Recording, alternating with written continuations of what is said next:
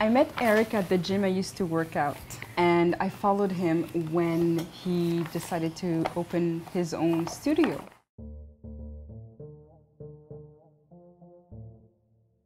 I like the variations he did on working out, how he's so knowledgeable. Before I got pregnant, my objectives were to keep fit. I know it's very cliche to say that, but seriously, it was to keep fit and to have a fit lifestyle. I used to run and I did yoga, so those were the things that were important to me.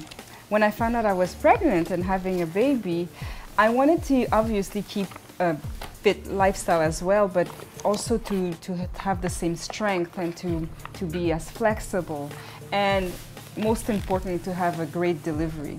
And after I gave birth, my objectives obviously had to include baby into the different activities I did. And what I enjoy with Eric is that he will adapt your different training programs into your lifestyle.